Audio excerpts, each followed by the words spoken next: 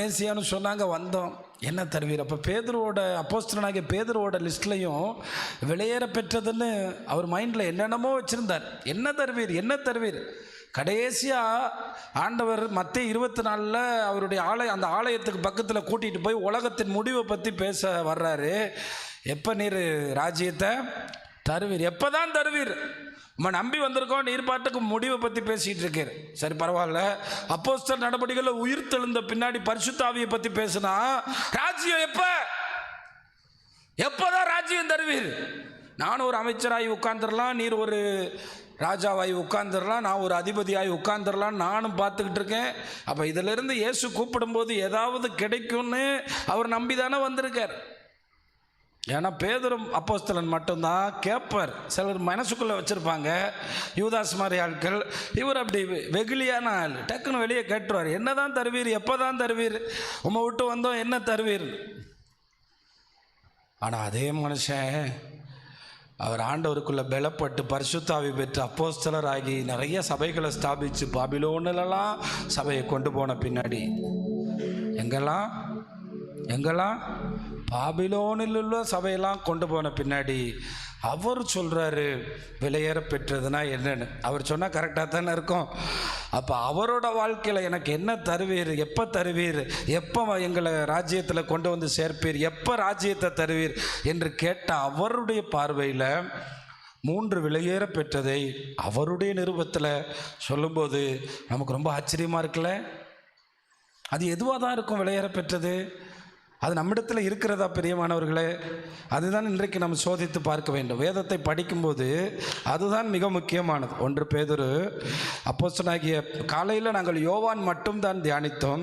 இந்த மாலை வேளையில் பேதுரு அப்போஸ்தலன் எழுதின நிருபத்தை மட்டும்தான் உங்களோடு கூட நான் தியானிக்க விரும்புகிறேன். 1 பேதுரு 1ஆம் அதிகாரம். அவங்க அப்படியே நீங்கள் மனசில் யோசிச்சுட்டே இருங்க என்னவா இருக்கும்னு. 1 பேதுரு 1ஆம் அதிகாரம் 7ஆம் வசனம். அழிந்து போகிற பொன். தங்கத்துக்கு என்ன பேர் வச்சிருக்காரு? அழிந்து போகிறோம். தங்கத்துக்கு வெறும் தங்கம்னு அவர் எழுதலை, பொன் என்று சொல்லவில்லை. அவர் சொல்லுகிறார் இது அழிந்து போகும் என்று. நிறைய ராஜாக்கள் ஆங்காங்கே பயன்படுத்தின தங்கங்கள் அப்படியே பூமிக்குள்ளே போய் அழிந்து போனதான். அதுதான் அப்பப்போ இவர்கள் தோண்டும் போது கிடைக்கிறது, சிலைகளாக, உலோகங்களாக. இப்படி நாம் பயன்படுத்துகிறவைகள் அழிந்தே போகலாம். ஒரு அம்மா புருஷனுக்கு தெரியாமலே காசு சேர்த்து வச்சுருந்தாங்களாம். இப்போ போன வாரம் எத்தனையோ 1000 எடுத்தாங்களாம். 500 ரூபா நோட்டு, 2000 ரூபா நோட்டு, 1000 ரூபா நோட்டு தினமலர் பேப்பரில் போட்டிருந்தாங்க. இப்படித்தான் நிறைய பேர் வாழ்ந்து கொண்டிருக்கிறார்கள். பேதுரு அப்போஸ்தலன் சொல்லுகிறார் அழிந்து போகிற பொன் அக்கினியினாலே சோதிக்கப்படும். அப்போ பொண்ணு அக்கினியில் போட்டு களிம்பை நீக்கி அதை சரியாக்கி அது சேர்க்க வேண்டிய அளவில் சேர்த்து செய்ய வேண்டிய அளவில் அழகாய் செய்தால்தான் அது ஒரு ஆபரணமாக மாறும். இல்லை என்றால் அது ஒரு சாதாரண பொருளாகத்தான் இருக்கும். அதுக்கு அழகு ஊட்டப்பட வேண்டுமானால், அது மகிமையாய் மாற்றப்பட வேண்டுமானால், அது இன்னும் அழகாக மாற வேண்டுமானால் அது அக்கினியிலே போடப்பட வேண்டும்.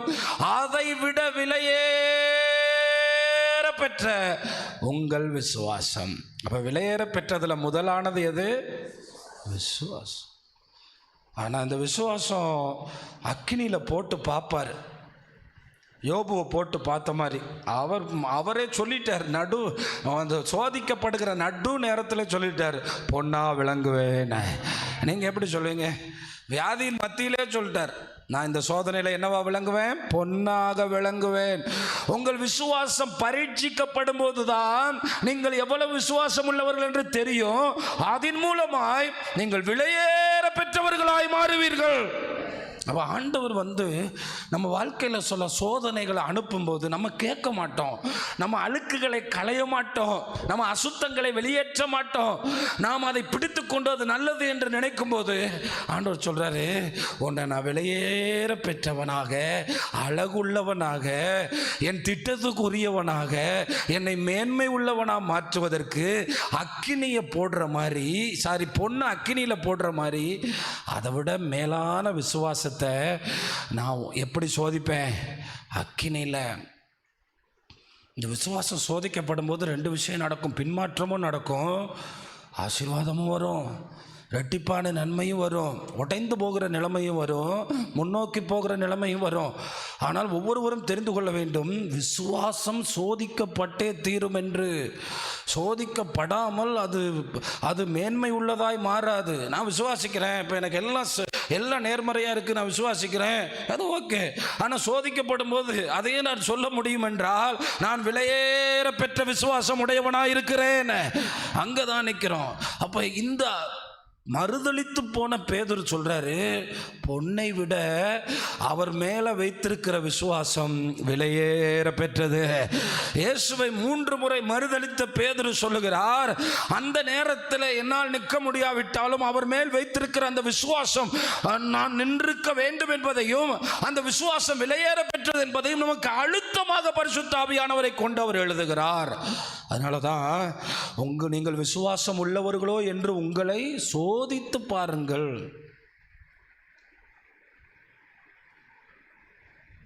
சோதிச்சு பார்ப்பீங்களா? நிறைய பிள்ளைங்க பார்த்தீங்கன்னா நம்ம பார்க்கும்போது புத்தகத்தை திறந்து படிக்கிற மாதிரியே நடிக்கும். உங்கடா ரிசல்ட் வந்த பிறகு பேப்பரை பார்த்தா, என்ன தம்பி,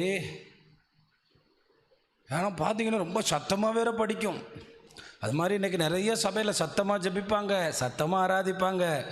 ஒரு சோதனை வரும்போது வாடி போன பூ போல மாறிடுறேன். ஆனால் பொன் அக்கினியில் சோதிக்கப்படுவது போல நம்முடைய விசுவாசம் சோதிக்கப்பட்டு பரீட்சிக்கப்பட்டு நம்மை பொன்னாக கர்த்தர் விளங்க செய்வார். அல்லேலூயா. எந்த சூழ்நிலையும் இல்லாத போது, சாத்ராக் மேஷாக் ஆபேத்நேகோ, ஏன் தானியேலுடைய உதவி கூட இல்லாத போது, தானியேலுடைய சிபாரிசு கூட இல்லாத போது, அந்த இடத்திலே சோதிக்கப்பட்ட போது அவர்கள் 3 சொன்னார்கள், நாங்கள் விசுவாசிக்கிறவர்கள் என்று நிரூபித்தார்கள்.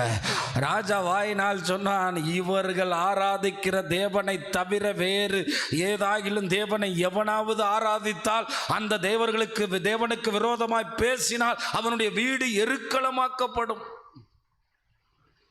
ஏனென்றால் அத்தனை கோடி மக்களுக்கு முன்னாக அவருடைய விசுவாசம் பொன்னை போல் விளங்கினது.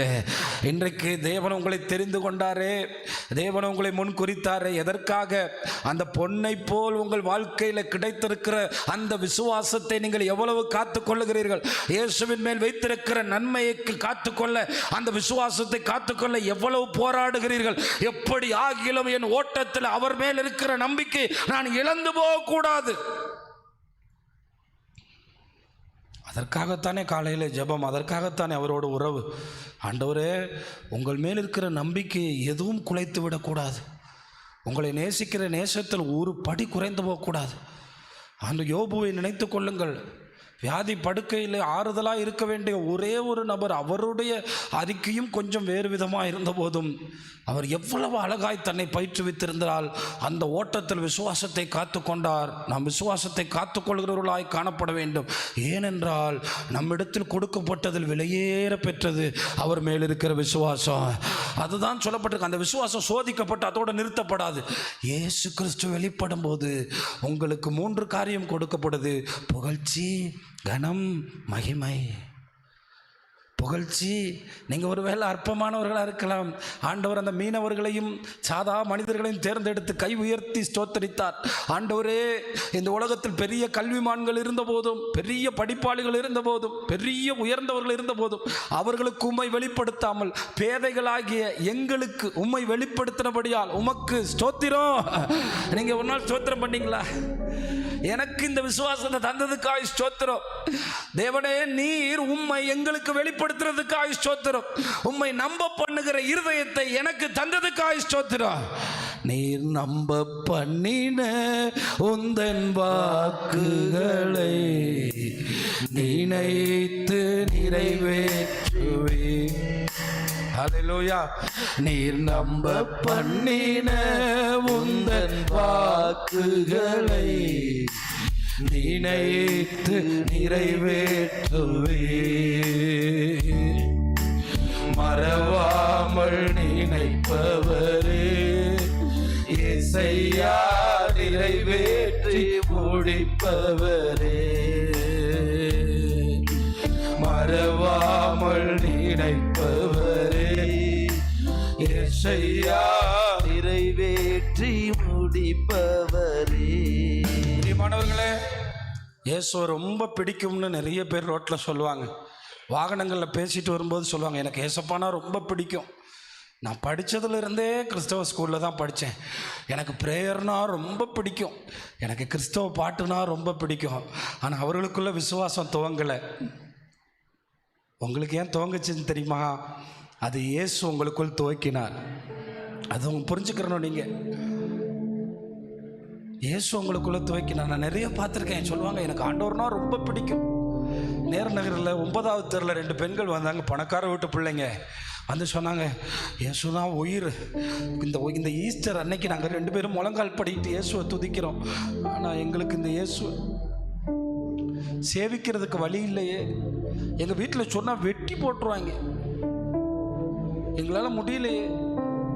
எங்களுக்கு இயேசுவை நேசிக்கணும், இயேசுவை பின்பற்றணும். அப்போ உங்கள் வாழ்க்கையில் அந்த விசுவாசத்தை வெளிப்படுத்துகிற கிருபை அவர் தந்திருக்கிறார்.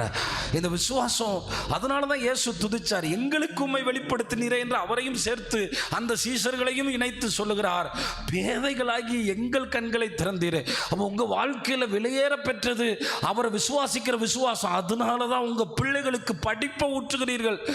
ஆமாம், பெரிய படிப்பு ஒன்று உயர்த்தீருன்னு சொல்கிறீங்க, ஆனால் நீங்கள் ஊட்ட வேண்டியது ஒன்று தான், விலையேற பெற்ற விசுவாசம். அதுதாயா, அதனால் சும்மா நிற்கிறாங்க அங்கே முன்னாடி வந்து நின்று எனக்கு ரொம்ப கண்ணீராக வருது. விசுவாசம் இருந்தால் அது பாடுவாங்கங்க, விசுவாசம் இருந்தால் துதிப்பாங்க.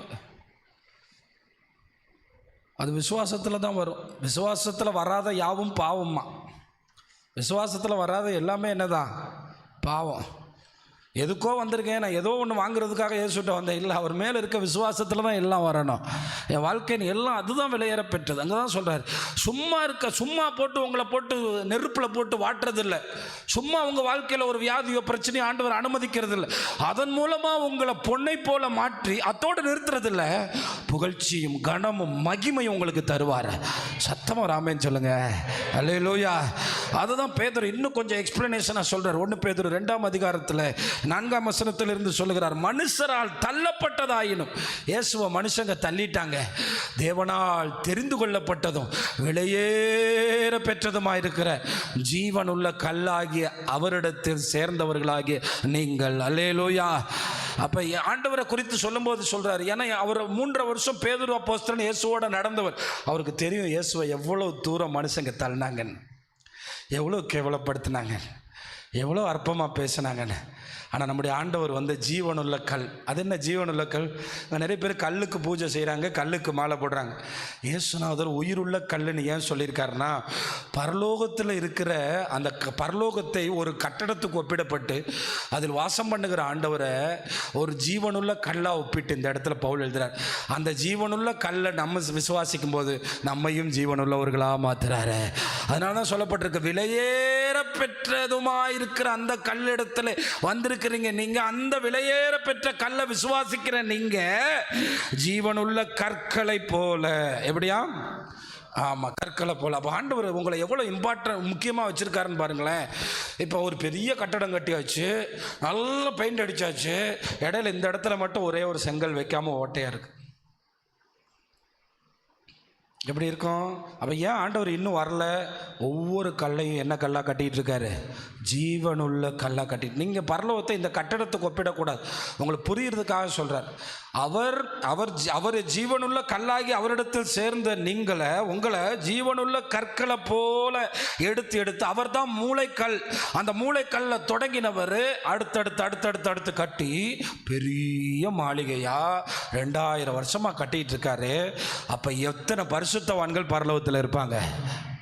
நமக்கு தெரிஞ்சது கொஞ்சம் தானே பிரியமானவர்களே.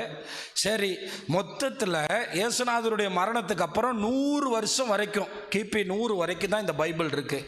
அதுக்கப்புறம் வாழ்ந்த பரிசுத்தவான்கள் எத்தனை பேர்? கிபி 400க்குள்ள இரத்த சாட்சியை மறிச்சவங்க எத்தனை பேர்? இவங்களெல்லாம் கோர்த்து அவ்வளோ கஷ்டப்பட்டு வாழ்ந்தவங்கள நம்மளையும் ஒருத்தராக கர்த்தர் வச்சிருக்காருல்ல. அதனால தான் சொல்றாரு, அந்த ஜீவனுள்ள கல்லாகி அவர் நம்மளையும் ஜீவனுள்ள கற்களை போல ஒரு மாளிகையா கட்டி எழுப்புறார். அதனாலதான் சபை எடுத்துக்கொண்டு பரலோகத்துக்கு போன பிறகு யோவான் பார்க்கிறார், யாருப்பா இவங்க? இவ்வளவு பிரகாசமா இருக்காங்களே, இவங்க யாரு? இவ்வளோ மகிமையாக நிற்கிறாங்களே யார்? இவர் திரள் கூட்டமாக நிற்கிறாங்களே யார்? இவ்வளவு மகிமையான ஜனமாக நிற்கிறாங்களே இவங்க யார்? இவர்களை பார்க்கும்போது எப்படி இந்த கடற்கரை மணலத்தனையான கூட்டம், பாசைக்காரர்கள், சகல மனிதர்களை அந்த இடத்துல பார்க்கிறார். அப்படி ஒரு கல்லா நம்மளை கட்டிட்டு இருக்கிற ஆண்டவர் இயேசு கிறிஸ்து மூலமாய் தேவனுக்கு பிரியமான ஆவிக்கேற்ற பலிகளை செலுத்தும்படி பரிசுத்த ஆசாரிய கூட்டமாக, என்ன அப்படி போட்டிருக்கு, பரலோகத்தில் போய் எப்பொழுதும் அவரை துதிக்கிற ராஜாக்களாகவும் ஆசாரிகளா கத்தர் கட்டிட்டு வர்றாரு. அல்லேலூயா. அப்போ ஆண்டவர் பரலோக ராஜ்யத்தில் அவர் தேர்ந்தெடுக்கிற மக்களை ஒரு மாளிகைக்கு ஒப்பிட்டு பேசுகிறார். ஒரு மாளிகைக்கு ஒப்பிட்டு பேசுகிறார். அந்த ஜனங்க அவர்கள் தேவனை துதிக்கிற ராஜாக்களாய். அப்போ நீங்கள் நினைக்கலாம், ஆசாரியர்கள்னா என்ன பாட்டு பாடிக்கிட்டே இருக்கணுமான்னு. ஒரு சீஃப் மினிஸ்டர் வந்தால் பின்னாடி வர்றாங்கல்ல எவ்வளோ பேர், அவங்கள போல தேவன் நம்மை தெரிந்து கொள்கிறார். அவருக்கு நீ பக்கத்தில் இருக்கிறவர்களாய் தெரிந்து கொள்ளுகிறார். அவருக்கு தொண்டு செய்கிறவர்களாய் தெரிந்து கொள்ளுகிறார். அதனால தான் இந்த விசுவாசம் நம்மளை அவர் பக்கத்தில் கொண்டு போகுது. இந்த விசுவாசம் நம்மளை ஜீவனுள்ள கல்லா மாற்றுது. நிறைய பேர் சொல்லுவாங்க, நான் பேதங்க, எனக்கு ஒன்றுமே தெரியாதுங்க. நம்மளை தான் ஆண்டவர் இப்படி மாற்றுறார். அதனால தான் அடுத்த வசனம் சொல்லுது, அந்தபடியே இதோ தெரிந்து கொள்ளப்பட்டதும் விலையேற பெற்றதுமாக இருக்கிற மூளைக்கல்லை சியோனில் வைக்கிறேன், அதில் மேல் விசுவாசமாக இருக்கிறவன் வெட்கப்படுவதில்லை. அல்லேலூயா. அப்போ நல்ல கவனிங்க, மனிதன் மேல் விசுவாசமாக இருந்தால் வெட்கப்படுவீர்கள். ஆனால் தேவன் மேல் விசுவாசமாக இருப்பது விலையேற பெற்றது. தேவனை விசுவாசிப்பது பாக்கியமானது. தேவனை விசுவாசிப்பவன் வெட்கப்படுவதில்லை. வெட்கப்படுவதில்லை. வெட்கப்பட மாட்டீங்க. ஒரு நாளும் வெட்கப்பட மாட்டீங்க. எந்த சூழ்நிலையிலும் வெட்கப்பட மாட்டீங்க. ஏனென்றால் நீங்கள் சேர்ந்திருப்பது ஜீவனுள்ள கல். நீங்கள் சேர்ந்திருப்பது மூளைக்கல். அந்த மூளைக்கல் வைக்கப்படுமானால் ஒரு மாளிகையாக கட்டி எழுப்பப்படும். பரலோகம் போன்ற ஒரு மாளிகை இந்த பூமியில் எவனாலும் உருவாக்க முடியாது. ஏனென்றால் அது பரிசுத்தவான்கள் சேர்ந்த மாளிகை. அது பரிசுத்தவான்கள் வாசம் பண்ணுகிற மாளிகை. அதனால தான் அந்த காலத்தில் இப்படி ஒரு பாட்டு பாடுவாங்க, பரமராஜன் தங்கும் மகிமை பரலோக தூதர் பாத சேவை செய்யும் மாளிகை. பரமராஜன் தங்கும் மகிமை பரலோக தூதர் பாத சேவை செய்யும் மாளிகையே. இயேசுநாதர் ஜோதி அல்லால் வேறிலங்கும் ஜோதி. இயேசுநாதர் ஜோதி அல்லால் வேறிலங்கும் ஜோதி இல்லை. பரிசுத்தர் பரிசுத்தர் பரிசுத்தர் என்றொழியே பரமராஜன் தங்கும் மகிமை பரலோக தூதர் பாத சேவை செய்யும் மாளிகை. அல்லேலூயா. அப்போ அந்த விசுவாசம் உங்களை பரலோகம் வரை கொண்டு போகுது. அதனால தான் அந்த விசுவாசத்தை காத்துக்கொள்கிறேன்னு சொல்கிறார். எங்கேருந்து சொல்கிறார்? ஜெயிலில் இருந்து சொல்கிறார். எப்போ சொல்கிறார்? நாளைக்கு அவர் சிறைச்சேதம் பண்ணுவதற்கு முன்னாக ஒரு கடிதம் எழுதுகிறார். அந்த கடிதத்தில் சொல்கிறாரு, அப்போ நாளைக்கு என்னை வெட்ட போகிறான் நீரோ மன்னன், என்னை வெட்டி என் கழுத்தை வீச போகிறான். ஆனால் நான் கண்டிப்பாக அந்த பரீட்சையில் ஜெயிச்சிருவேன், எனக்கு தெரியும். ஏன்னா நல்லா படிக்கிற பிள்ளைக்கு நாளைக்கு பரீட்சை, அவன் என்ன சொல்லுவான், பரீட்சையில் என்னப்பா செய்வேன்? நான் நல்லா ப்ரிப்பேர் ஆகிட்டேன், நான் பதட்டம் இல்லைல்ல.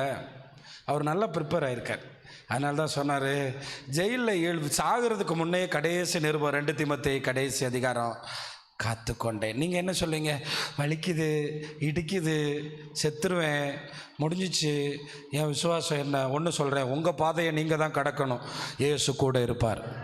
இயேசு கூட இருந்து நடத்துவார். ஏனென்றால் நீங்கள் எந்த சூழ்நிலையில் இருந்தாலும் உங்களிடத்தில் இருப்பது அவர் மேல் இருக்கிற விசுவாசம்தான் விலையேற பெற்றது. அந்த விசுவாசம், அவர் மேல் விசுவாசமாக இருக்கிறவன் வெட்கப்படுவதே இல்லை, வெட்கப்பட்டு போவதே இல்லை, ஒரு நாளும் வெட்கப்படுவதில்லை. அதனால் நீங்கள் காலையில் எழும்பி ஒன்று கேளுங்க, இன்னுமே விசுவாசிக்கணும், துன்பத்திலையும் விசுவாசிக்கணும், கஷ்டத்திலையும் விசுவாசிக்கணும். நிறைய அம்மாக்கள் சொல்கிறாங்க, பிள்ளையை நம்பினேன், கல்யாணம் பண்ணதோடு போயிட்டான், உலகத்தை நம்பினேன் போயிட்டான், அவனை நம்பினேன் போயிட்டான். இயேசுவை நம்பினோர் வெட்கப்படுவதில்லை, இயேசுவை விசுவாசிப்போர் வெட்கப்பட்டு போவது இல்லை என்று வேதத்திலே சொல்லி இருக்கிறதாக பேதுரு எழுதுகிறார். அதனால் நம்மக்கிட்ட இருக்கிறது ஒன்று தான். ஒரே வீட்டில் இருந்தாலும் இன்றைக்கி நம்ம ஒருத்தர் கவனிக்கிறதோ அன்பு செய்கிறதோ குறைஞ்சி போச்சுல்ல. அவரை விசுவாசிக்கிறவன் வெட்கப்படுவதில்லை. அப்போ விலையேற பெற்றது என்னது? அந்த விசுவாசம் எவ்வளவு இருக்குது உங்களுக்கு?